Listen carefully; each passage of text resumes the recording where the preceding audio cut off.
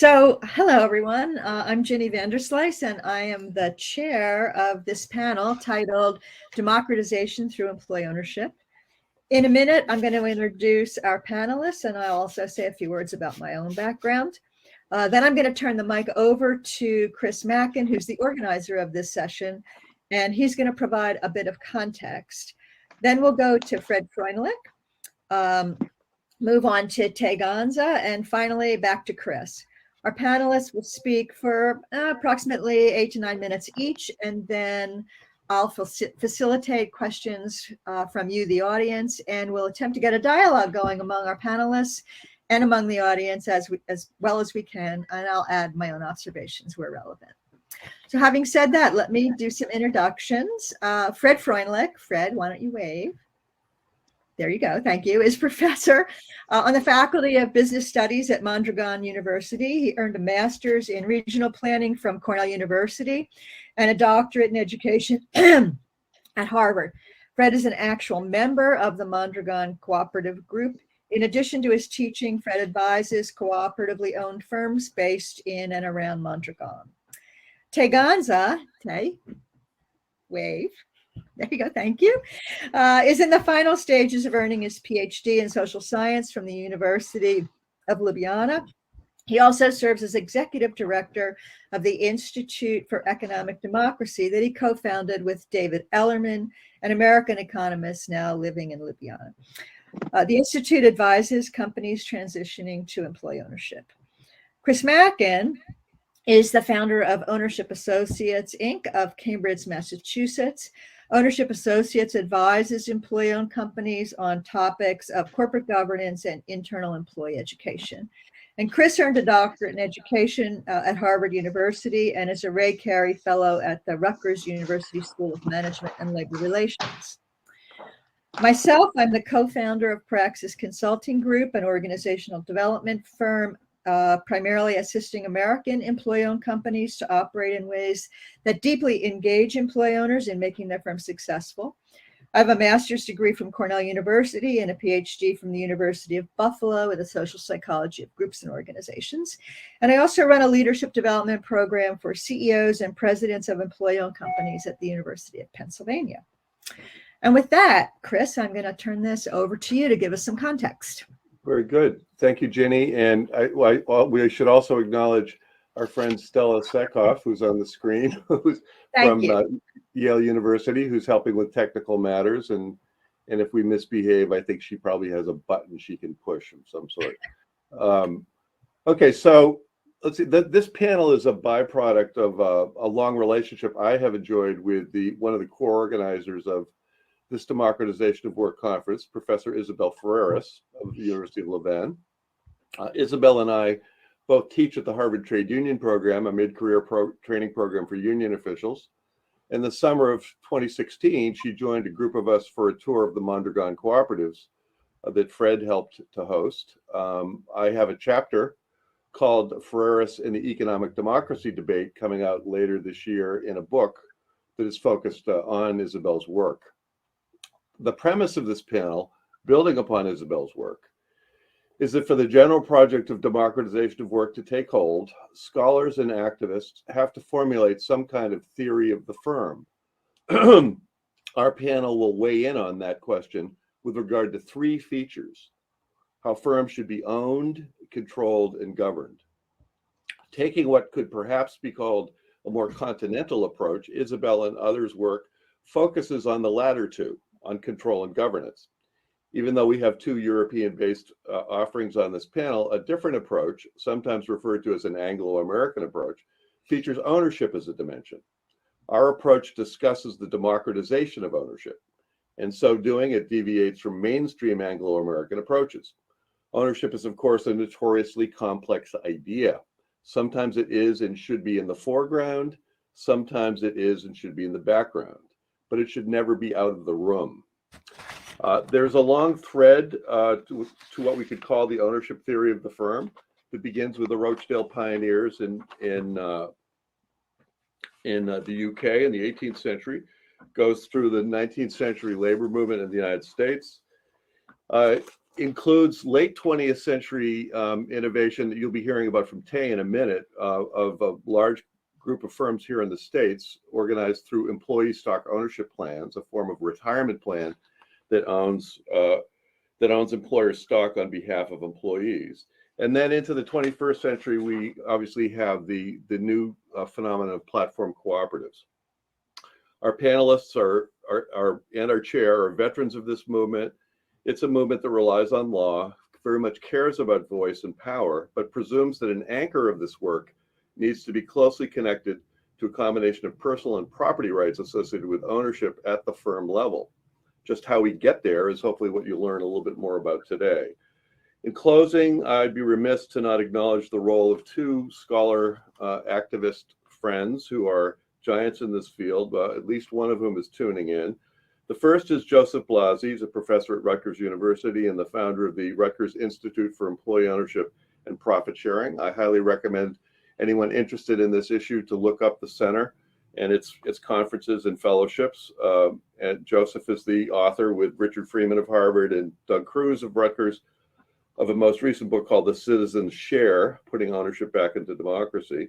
And the second is David Ellerman, whose name was mentioned a minute ago, who's been a colleague of mine since 1978, was staff economist at the World Bank in the late 90s, writing speeches for Joe Stiglitz, and is the founder with Tay of the Institute for Economic Democracy. David's latest two books, both launched this summer. The first is called Neo-Abolitionism, Abolishing Human Rentals in Favor of Workplace Democracy. And a second one, because he had more time this summer, is called Putting Jurisprudence Back into Economics, What is Really Wrong with Modern Neoclassical Theory. I'm going to say Noam Chomsky is a favorite. It speaks very well of David's work. So back to you, Jenny. Okay, so with that, I think we're going to have you, Fred, go first. Okay. All right.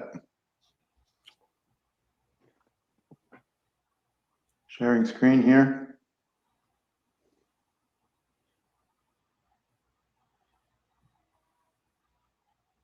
Are you able to show? Oh, I see. There we go. Great. Slowly.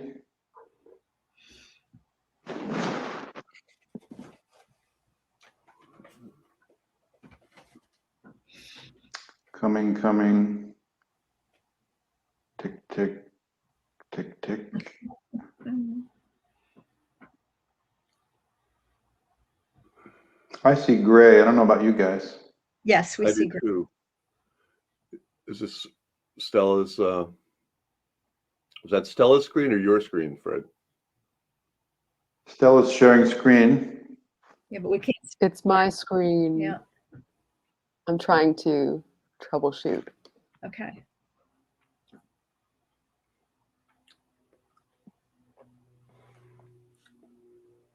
My screen sort of scoots up every now and then. I don't know if you guys are having that issue, but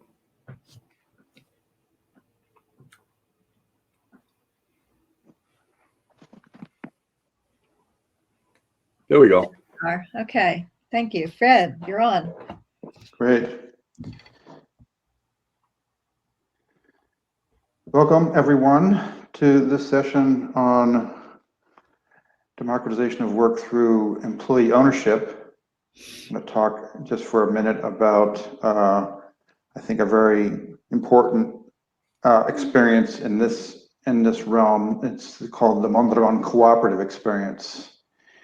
I work at, as Chris mentioned before, I work at Mondragon University. It's affiliated with the Cooperative Group here, and also in the Institute for Cooperative Research here called Mackin. Okay, next slide. One more click. So the production questions which arise in any society at any time, and if goods need to be produced, services need to be provided, how should these be organized? Who should decide? Who should make decisions about them? And who should benefit from these decisions? Click. Well, on this panel, people certainly believe that it is those who do the work who are in fact responsible for doing the production or providing the service that should be making the decisions and benefiting or not benefiting, as the case may be, losing as a result of their activity. This is so the people actually responsible for the work should be the ones in red there, and based on democratic principles. And this is, we would say, democratizing work, or certainly a key element of it. Next. Mondragon is a network. It's not one thing. Mondragon is the name of a town in the Basque country of northern Spain, where the first worker cooperative in this group was created. It is a network of approximately 95 cooperative enterprises, most of them worker cooperative enterprises. Depends on how you count them, and then another 130 or more different kinds of affiliates and subsidiaries. These companies are organized into four broad areas: industry, retail, finance, and knowledge. Over 80,000 people work for this group of cooperative enterprises, and they had something over 12 billion euros in revenue in 2019. 2020 was a little bit anomalous, shall we say. But we'll leave that aside for now. Cooperative, click, in this case, means in general, and Mondragon means owned by the people who work in the companies. Most cooperatives around the world, certainly the most well-known cooperatives, are not worker-owned, they're user-owned. Members are the users, but in this case, and also many other important cases, it's the people who do the work in the firm who are the members and effectively the owners. Click. Some of the cool stuff that Mondragon co-ops produce: lots of automotive components, lifts and escalators, very fancy machine tools, which we export to the king of machine tool production and consumption in the world, which is Germany. Lots of other things as well. Click. Heavily into services also now. On the bottom right there, you can see a bit of a supermarket, which is now the biggest cooperative in the Mondragon Group, but also other kinds of services: a bank, Laboral Cucha, cooperative bank, Social Security and insurance, education, there we are, Mondragon University, and lots of other, and consulting services and R&D and other kinds of services. Click. 7 seconds of background. There we are in the Basque country of northern Spain, called Euskadi in the Basque language. A little over 2 million inhabitants. A long industrial tradition, unlike much of the rest of Spain, dating back to the 16th century, but especially since industrialization in the late 19th. After the Spanish Civil War, a terrible event from 36 to 39, a priest named Arizmendiarrieta arrives in Mondragon in 1941. His first task, he saw his first mission, spiritual and practical, as educational. And he started education right away and soon created a small vocational technical school in 1943. Graduates of that school and a few others, some 20 people or so, created the first cooperative company in this group in 1955-56. Next. How is all of this, Mondragon, how is this about democratizing work? Well, if you think about the famous factors of production that economists talk about so frequently, and you think about their status, we can see how this is about democratizing work. In a conventional company, the maximum authority in the firm is capital. Right? The legal objective as the firm is to maximize shareholder value, maximize the value of that capital for its owners. Labor in that situation is hired, and it's a tool in order to serve capital owners and employers, contracting parties' interests, right? And that does not mean that every conventionally owned company is Neanderthal, not by any means. Many are very progressive in lots of different ways, but the legal arrangement is this one. Maximum authority resides with owners of capital and those that they and senior managers that they hire, and labor is a tool to meet their objectives. And we can see that the exact opposite is the case in a worker cooperative company as those in Mondragon. Maximum authority resides with labor, that is the collective, the group of worker members in the enterprise, the people who do the work in the company. Capital, and they in turn hire capital, right? Capital is an instrument for them to meet whatever objectives they set for themselves. Hopefully one of those is profitability, otherwise their enterprise wouldn't last very long, but they set the objectives that seem appropriate to them and use capital as a tool to meet those objectives. So we can see the relationship here is exactly the opposite as the one in the conventional company. Next. Right, as we say, labor hires capital in worker cooperative companies, not the other way around. Capital is a tool. And it's one of these perennial questions. I mean, since the invention of the joint stock company, why is the capital input treated differently from any other input? Right? If I buy hammers and nails and rent a truck, why can't I rent capital? For some odd reason, we could go into the history of all this, capital has a different, has gained a different status. That status is changed dramatically in Mondragon and in other similar kinds of companies. Next. 3 core principles emerge from this. Next. Democratic control, governance, and widespread participation in daily work. Right? So, Fred, I'm sorry? 1 more minute. Okay. With a clear understanding of roles and expertise in the company, the second core idea. Next is distribution of profits, economic surplus among all employees, frequently positive surplus, but not always, with a clear understanding of the importance of investment. Core idea 3 is egalitarianism, not sheer equality, but egalitarianism in policy, practice, and relations, seeking to balance ownership rights and responsibilities. Next. One of the most important features of the Mondragon experience is intercooperation, doing things together that co-ops couldn't do alone or would find difficult to do alone. Maybe the most advanced example of this kind of cooperation among cooperative enterprises that exists in the world, and it's worth looking into in detail for anyone who's interested in democratic enterprise. Next.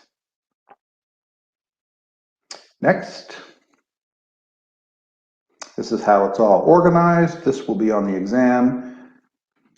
Won't go into any detail here, but that's just what the picture of all the companies and their governance and management looks like.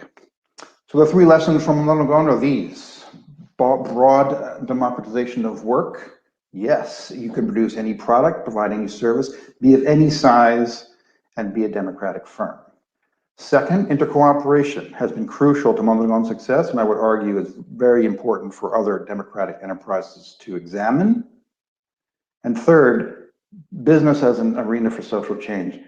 People here in Mondragon don't think it is an arena of social change. They think it, or it's an interesting arena, they think it must be an arena for social change. If we're interested in an economy based on principle of democracy, human rights, and sustainability, then we have to create firms that are based on those principles. There are many challenges and problems and contradictions of all kinds. Mondragon, of course, how could it be any other way? But we stand by these lessons. Happy to talk about it more as we continue. Thank you very much. Thanks, Fred. So Stella, can you take those slides down? Okay, thanks. Tay, how about let's hear what's happening. What's happening in Slovenia? Hello to everyone. Let me just find a way to do this. And let me know if you see the presentation. Yes, we see it. Thank you. Yeah? Okay, perfect. So I'll be talking about European ESOP as the model for employee buyouts of existing companies. Fred mentioned that we need to find ways of generating democratic enterprises. And I'm now not talking about setting up democratic firms or cooperatives or so forth, but about the transitionary mechanism of how to transform existing capitalist enterprises into employee-owned. So European ESOP, we call it European because it was our paper where it's defined was published by European Federation for Employee Share Ownership in Brussels, and we went along with it. We don't have problems with that, but our current focus is in legislating this model in Slovenia, although we're still collaborating internationally with the model. And ESOP, we call it ESOP because, well, on one hand, ESOP is probably the most successful employee ownership scheme around the world currently, with, I think, covering roughly 10% of the private workforce in the United States. But also because certain mechanisms of our models, of European ESOP are quite close to what American ESOP is about. So that's the reason. And I'll be talking about the characteristics of European ESOP only today. Since I have 8 minutes, I'll just outline most of them, explain some of them, and then if there will be any questions, we can either discuss it in the QA or you can write me an email as well. So, okay, to start off, the financing mechanism itself. So European ESOP uses a financing mechanism that we find in employee stock ownership plans in the US and something similar to employee ownership trust in the UK. So the main point of that financing mechanism is that it uses companies' profits to finance the buyout.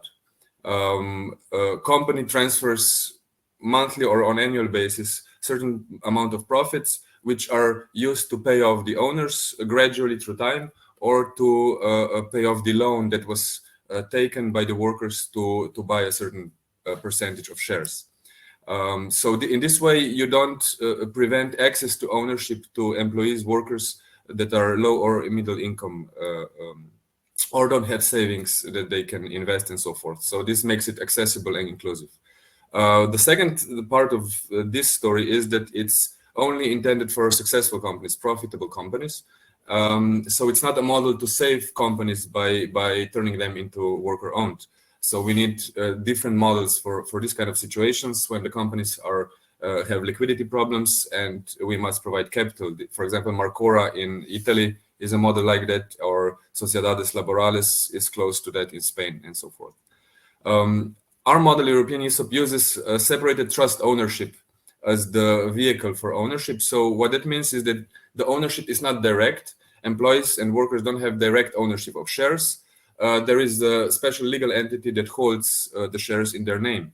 The main reason for this is that you prevent, by doing so, you prevent individual trading between employees or outside of the trust. So it prevents concentration of ownership within firms. So you prevent managerial buyouts, but also external leakage, so that ownership gradually leaks to outside investors. Next, we, as a trust, so the legal vehicle for the trust is a cooperative. And that's one big difference to what's going on in the United States with ESOP or in the UK with EOTs.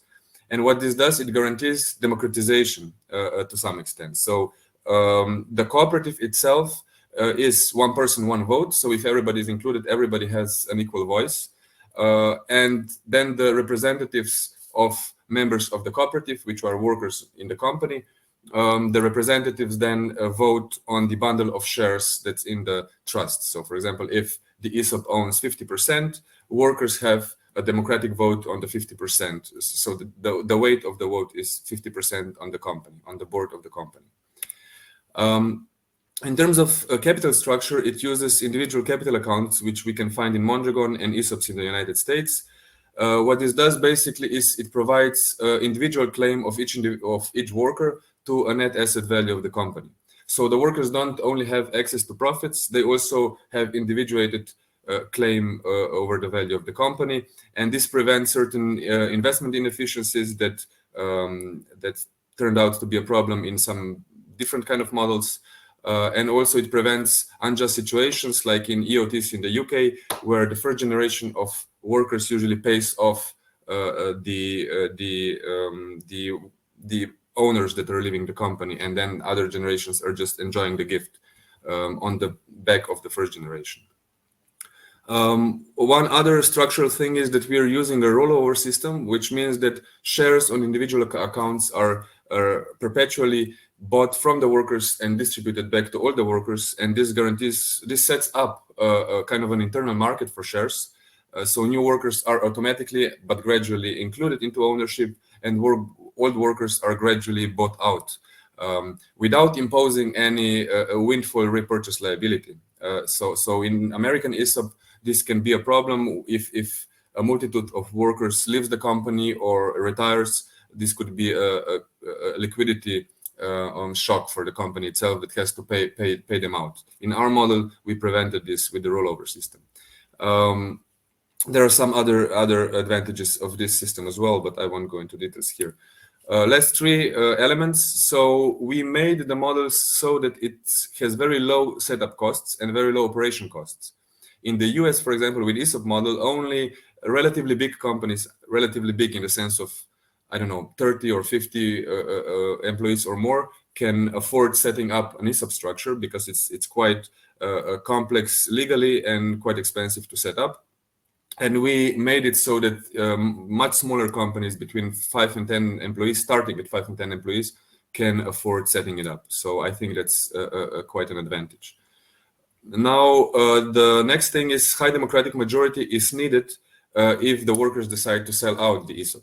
One of the problems with employee ownership schemes is that they terminate through time because of different reasons. Either they sell out, they sell out to external bidders, or they start hiring workers that are not owners, part of the ownership. And we try to prevent selling out by saying, okay, the rules define the model so that a very high majority has to decide democratically for the sale. Otherwise, it's a no-go. So I think this helps to prevent terminations. And finally, the law draft that we're working on in Slovenia that defines the rules of the game that I just explained some of them, but it also sets up incentives in terms of tax incentives for owners that are selling to ESOP, creditors that might be crediting the ESOP sale, and also workers that are getting paid out through the ESOP scheme. That's it in terms of the European model or Slovenian model. So I'll talk to you at the Q&A. Okay, thank you very much. Great timing. Thank you, Tang. All right, Chris, that puts you up. Okie doke. Let's see if this works. Very good. Can you guys see the screen? Yes, we can. Yes, Hello. here it is. You can? Yeah, great. All righty. So here's a little tour through what's going on in the United States. But actually, I want to start with back up a little bit for people who are new to the whole concept of employee ownership or worker ownership. There are really 4 points of entry into this idea for the general educated public. Companies that are taken over, companies that are started as worker-owned companies, like in Mondragon, companies where workers negotiate through their unions an ownership position, and then the 4th verb, which is really what Tay was describing the most, when through mechanisms which you've heard a little bit about, I'll tell you more about, workers buy existing companies from their owners. Those are 4 points of entry to this. Our focus is really on both 2 and 4 here in today's panel. The United States, this ESOP, Employee Stock Ownership Plan, there are a lot of them. There are over 6,500 of them.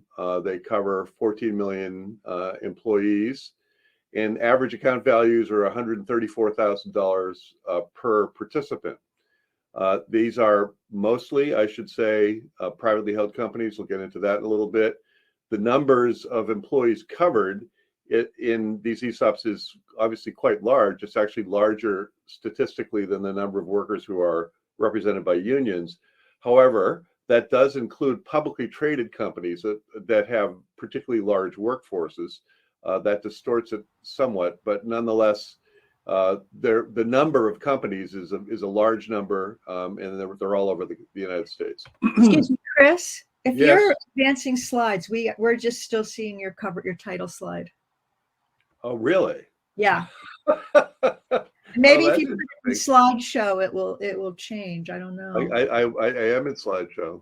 Uh, Oh, this is all right. Well, actually, now can you Okay, see just this? change. We just saw the 4 origins. Okay. Okay, fine. Well, then we'll do it this way. This is I was in full screen.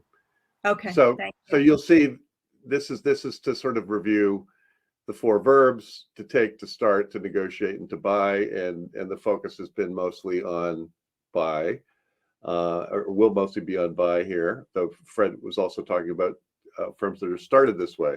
This is where I talked to you about the statistics of the ESOP firms, and there are quite a few of them, but they're both public and private.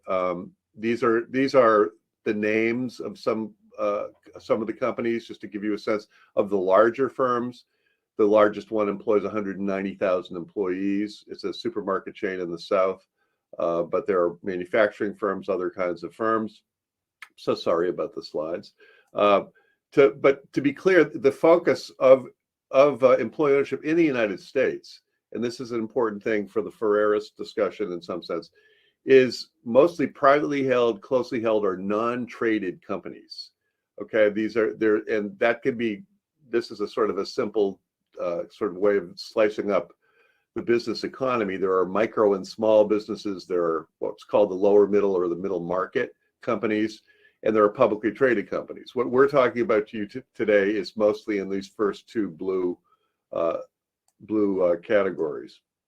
So now, how can workers, these people, buy firms from owners? That seems implausible to most people for a very good reason. Well, here in the United States, politics made this happen. Russell Long, the son of Huey Long, that's his dad in the background, who Huey Long was a notorious economic populist from the South. He had a son named Russell, who rose to be head of the Senate Finance Committee, and who in conjunction with this gentleman, Louis Kelso, cooked up an idea called an ESOP, which creates legal trusts that represent workers, that give workers a seat at the table when companies are for sale. And that also, this employee stock ownership trust creates tax-favored conditions for companies that share ownership with their workers, because Senator Long, who got Republicans and Democrats to support him, thought that the problem with capitalism is that there weren't enough people participating in capitalism, that it was too exclusive, and he wanted to find ways of democratizing it. And so he did so through this structure, this imperfect structure, but very interesting structure called an ESOP. And the ESOP, representing the workforce, goes to the bank and borrows money. And as the loan is paid back, and the money obviously goes to the owner of the firm that's selling to the ESOP, as the loan is paid back, the workers become owners. Workers are not coming out of pocket with cash to be able to buy these firms themselves. There's a lot of detail we can get into, but there's not time to do it today. A little bit more into the sort of political, coloration of this. A number of us favor the framing of economic democracy as what this is about. This is obviously there are, and I should say that there are sort of conservative, right of center people who like this idea because they think it's strengthening capitalism. That Bernie Sanders likes it. He thinks it's approaching democratic socialism. Some of us prefer the framing of economic democracy, where workplace democracy, of which this is an idea, is perhaps the largest circle. There are other ideas having to do with economic democracy that you can see here, many of which are familiar to you, hopefully. Now, but within the workplace democracy realm, in the United States, there are really 2 avenues to doing this. That's mostly either through collective bargaining or through employee ownership. What Isabel is in the European context, you all know more than we do, is more on the top of the line, where we're talking about co-determination type schemes and what she calls the oh God, help me guys, the bicameral firm. Thank you. Those are ideas that exist at a national level for legislation. Employee ownership is something different, and it's what's really dominant in the United States. Just closing here, there are some ideas that some of us are cooking up. This gentleman who's a banker who's specialized in this work Bob Hockett, who's a professor at Cornell, and myself have put forward an idea for there to be loan guarantees to be able to attract more capital to back workers to do more of this. For right now, as you might have been able to intuit, while workers don't have to come out of pocket, sellers have to deal with banks and negotiate these transactions. That can take a lot of time. And so we lose out. A lot of companies that would have gone to workers lose out because sellers don't want to have to wait to be able to do this process that we're talking about. They want to be able to sell their companies when they're ready.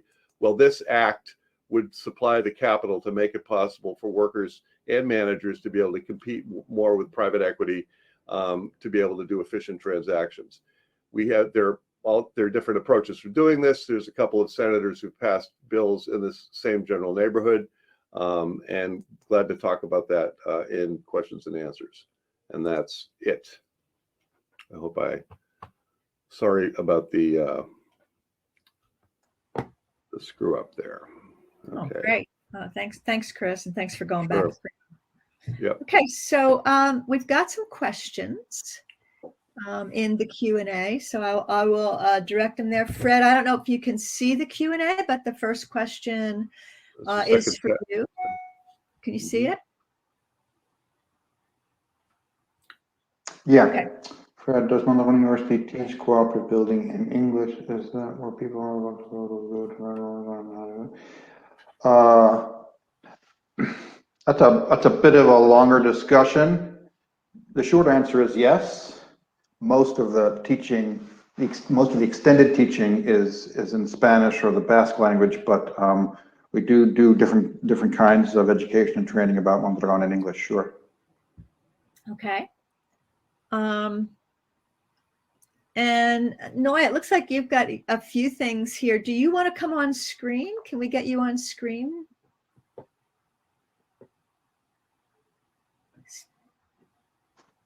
Can you bring them on, Stella? If you request to join, I can approve the request. So Noy has to request to join. Noy, are you willing to do that? We can't see you, so we hope so.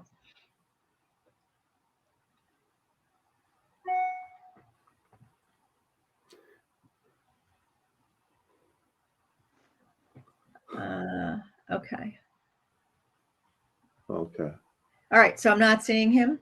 Do we have other questions or other topics you'd like to discuss on any of these presentations? More detail, what would you like to hear more about? So it looks like here's another one for you, Chris, from Wolfgang. You see that? Wolfgang, yeah. Let's see. Thanks a lot. Whoops. For your informative presentation. That's for Fred, isn't it? That's for Fred. Oh, I'm sorry. Yep. I meant Fred. About I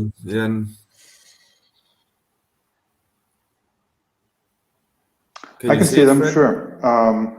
Wolfgang, I have read studies indicating that many subsidiaries are not work cooperative their perspective of democratization. Yes, right. But it's a long, complicated, difficult, somewhat troubling story.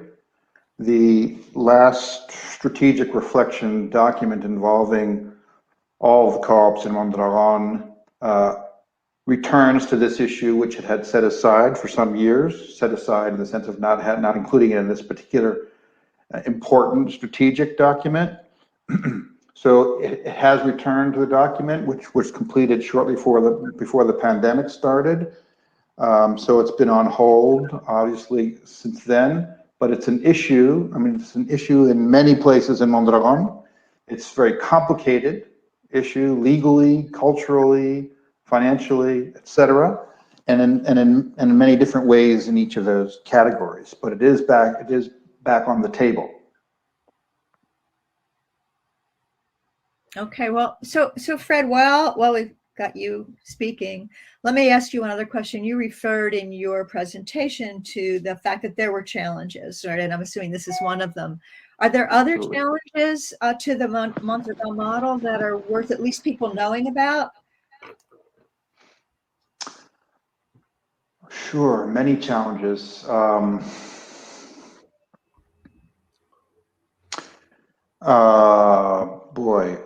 I mean, the principal one is sort of the dominant culture, dominant values and trends in society, in Western society, that tend not to support the kinds of values and attitudes and commitments that are good for broad worker ownership.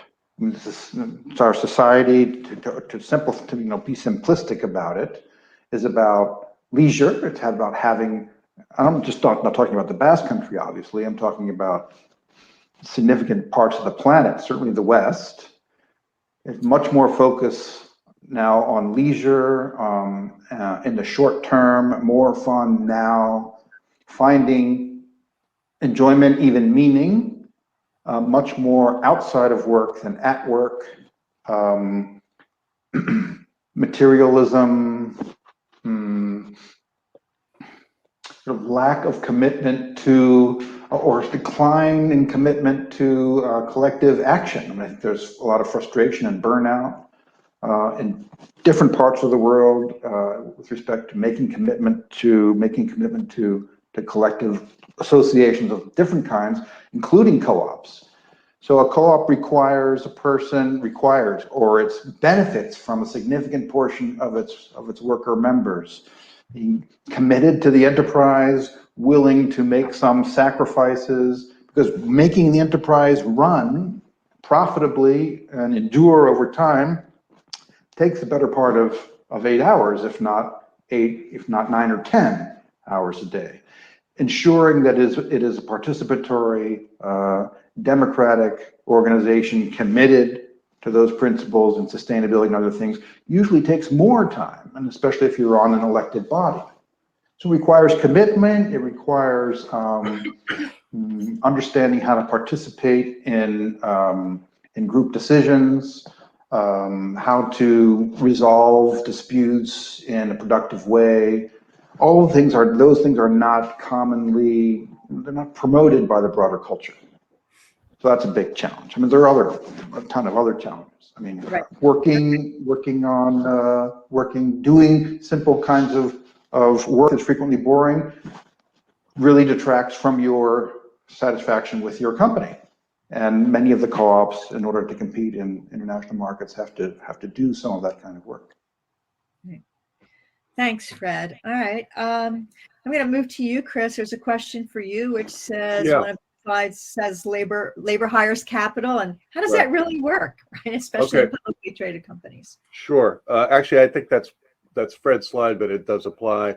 The answer, Sam, is that the trusts that are created by American law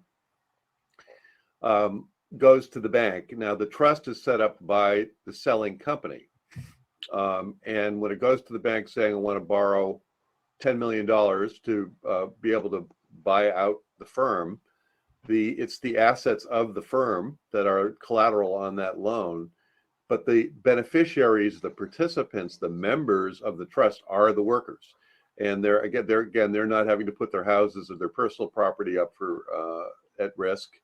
But because of Senator Long's original intervention creating this ESOP structure, the trust goes to the bank and makes the case that the loan can be repaid. The seller gets a tax break for selling to this trust. And as the loan is paid down, the workers are become members of the firm. There are both leveraged and non-leveraged. In other words, loans being taken out or ESOPs being put in just as a benefit. That's a little bit more detail. In the case of the publicly traded companies, that's more done as a benefit. Sometimes the publicly traded companies take out loans to make these ESOPs happen. But again, statistically, I wanted us to all focus, and would like the conference to focus, on the world of what's called SMEs, I think in Europe, the small to medium-sized enterprises that can be in revenue anywhere from 2 million to 1 billion in revenue that are not publicly traded. That is the heart of most economies. That's where at least the people on the screen are most focused in trying to advance the democratization agenda, not as much the larger publicly traded companies. There's work to be done with the larger publicly traded companies. We could talk about it, but to balance things and to sort of try to push this debate forward in this conference, we would urge you to pay attention to the small and medium-sized private market. Thanks, Chris. So Tay, let me ask you a question, which is this. You mentioned in your talk, you talked about one worker, one person, one vote. My question for you is, so what are the issues on which there's one person, one vote? And what's that got to do with like more traditional thoughts about like people managing the firm, right? And management roles?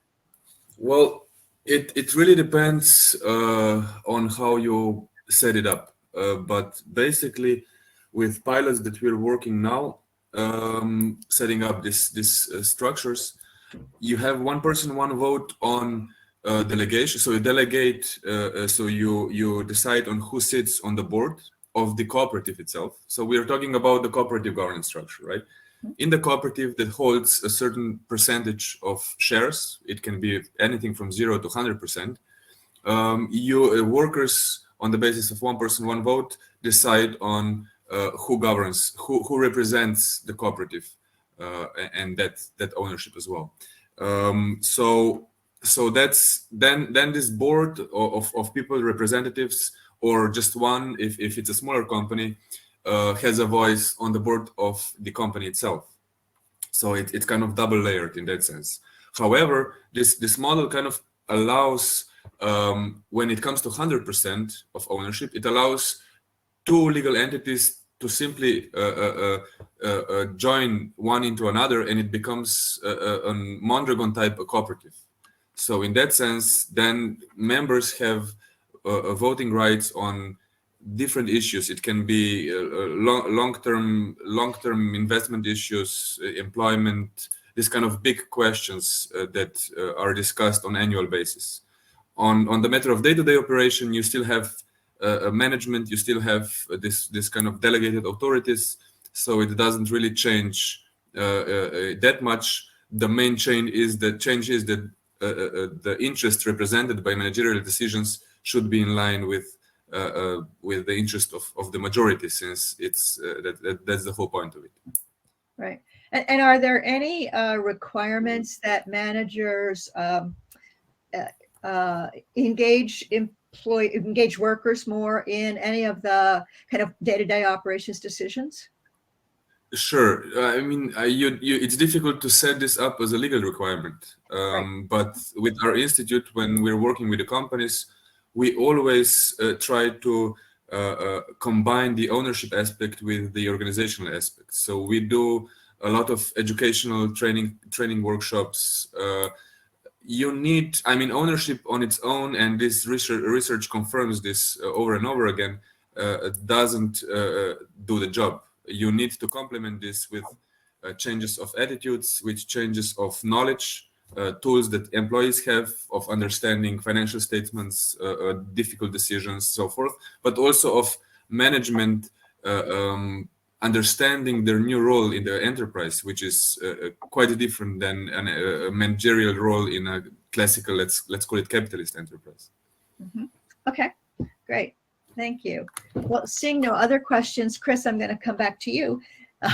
Okay. You talked about ESOPs, and they've certainly had a great deal of success, although never as much as we would like in the United States. And they do a lot. They cover a lot of workers. But as I understand it, Tay and David have set up a different system to try to account for some of the right. problems that ESOPs bring. And I wonder what your thought is about that. Does this model really cover all of those? Is right. Is it like a big advancement? How do you see it? Yeah. Well, you won't tell anybody, any of my American friends, my answer. This is just between us, right? Just between us. Code of silence, right? Right. No, I think that that Tay and David Ellerman's design is actually probably superior to the ESOP structure. I think that some of the challenges that Tay talked about particularly about workers exiting in order to get their money, for example, that is maybe the most important one. This is like a kind of rotating what's in the internal capital accounts out, which is the structure that Mondragon uses and what Tay and David are picking up Slovenia. That is a really good idea, to be able to like bleed the accounts so people don't have to wait until they retire or leave to get the money out of the accounts. Having said that, there are ways of managing that problem even within the American ESOP. It isn't an absolute, every ESOP doesn't explode and dissolve because of success, but it's much more complicated to do it with our system than it is what Tay and David and Fred have been talking about. So I think what the Slovenian model takes the best of the ESOP ideas, setting up a trust that represents the workers. They can go to the bank. It doesn't ask for out-of-pocket at-risk capital. So it uses the kind of advances in thinking about finance and financing, and it attaches them to the governance and personal rights scheme and this individual capital account scheme that was first developed in Mondragon and is now going to spread all over Europe if Tay and David and the Institute for Economic Democracy get their way. Right. Okay, so Fred and Tay, I wonder if you all have questions for each other or thoughts that you think would be helpful for people to know more about any of these models, all of which have kind of ownership as a key piece of democratization of the workplace. I might have a question for Fred. I mean, for me, one of the very interesting parts of the Mondragon complex is the way it encourages startups, cooperative startups, and the way it helps with finance and it helps with expertise. So it addresses the question. So, I mean, that's the big dilemma, right? Why don't we have more of the democratic firms? And so many people are working on this dilemma and maybe even wasting time on this dilemma. But the answers seem to be quite, well, straightforward. So when you set up a firm, you basically, as a founder, decide on the structure. And if you hire workers instead of include partners into them as partners, you get more money. So it's that simple, basically. And access to finance, if you mention you're a cooperative, you don't get a loan from a bank, I mean, in general in Europe. So I think that the role of, I think, is it Caja Laboral in Mondragon, that has this entrepreneurial side of it, and making provisions that the startups that grow up remain cooperatively owned. So can you say something about that, maybe?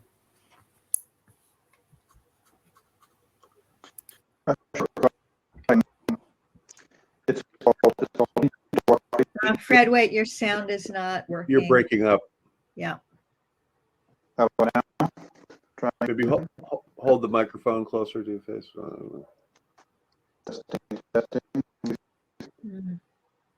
No. Are you doing your audio through your headphones? I wonder if you can do it through the computer.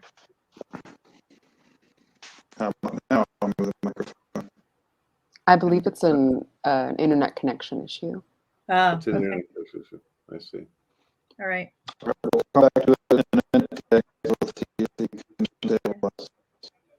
Yeah, we can't hear you. You're breaking up. Yeah, we're not getting you. Yeah. So, But while we're trying to get Fred on, Chris, do you want to try take a swing at that question? You're pretty familiar with Mondragon. Well, I'm sorry. Please highlight the question again. Which is? Yeah, Tay, can you restate the question? Restate the question, Tay.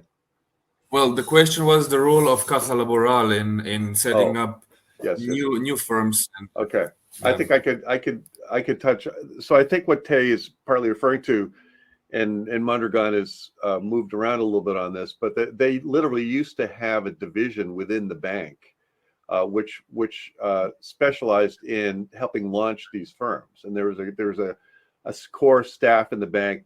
Were called padrinos or godfathers who worked with small groups, 5 or 10, Basque workers and managers who wanted to start a business, and they coach them, they help them develop their business plans, refine their business plans.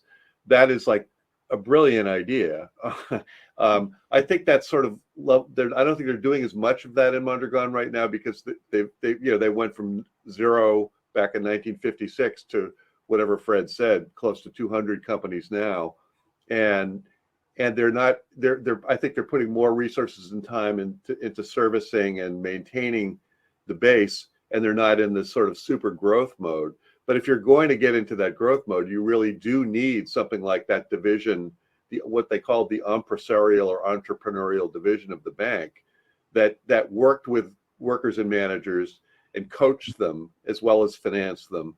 In other words, yeah, that kind of more active partnership between the capital source and the group of workers is key for startups. I'm sorry for interrupting, but I see a huge potential, for example, for this kind of a model for the governments to take it up, since at least in Slovenia, and I think in Europe generally, and probably in States as well, you have this kind of developmental funds that provide expertise, and like hubs, startup hubs provide expertise and finance, government finance, but they do not condition the structure of the enterprise, so the form of the enterprise. So obviously all of those enterprises grow up to be exclusively owned by a small group of people. But if you would provide this expertise and finance based on the condition that the company maintains a cooperative form, that would be a very interesting model and policy kind of orientation for governments. Right. I think that, one of the problems politically often is, and in some countries at least, is like getting the government into helping start business and crossing some line where it seems like the government's playing too much of a role is a problem for some people. It's not a problem for me. But the advantage of how this was done through the bank, through what was then called the Caja Laboral Popular, it's now called Laboral Cucha, is that it's being done, if you will, in the private sector. It's being done within the banking sector. So it would certainly be a better. Well, but you don't have Caja, sorry, but you don't have Caja Laboral in any other country than the Basque country. That's right. So well, maybe and you already have this entrepreneurial trusts, state trusts that are set up. At least in Europe, you have them, or at least concessions. So you have private organizations with government money doing this kind of jobs all over the place. But well, the more technical assistance, the better. It's a question of where it starts. Fred, do you want to start to test your new microphone or whatever? Can you say hello? Yep. Say something. Sing a song. Same problem. Fred, try turning off your video and see if that lets your audio come through better. All right. How about now? Yes, that's better. A little better. Yeah. Any better? A little better. Yes. Right. Well, yes. Well, the basic point is that a broad ownership, a financial entity friendly to broad ownership that could receive support from government sources is crucial. And there are lots of details about what used to be called Caja Laboral, now Laboral Cucha, about the banking industry. Tend not to make startup loans to companies of any kind, let alone cooperative companies, but having a cooperative development finance organization is very, very important. I mean, when the bank can no longer do this by national policy, set up a venture capital company. In any case, the point remains the same. Having friendly finance that's also rigorous, but at the same time, technical assistance with business feasibility and business development. Okay. All right. Thanks, Fred.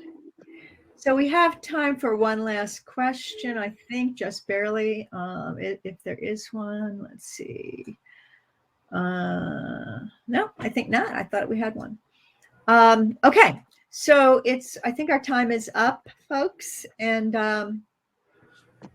I thank everyone for attending and for your participation, and especially our panelists. Thank you for great presentations. And You know, Great. you said a lot in a very little bit of time, and I much appreciated. So Thank thanks, you, everybody. Ginny. Thank you, Jenny, and thank Thank you, you. Stella, very Stella. much. Great to see you guys.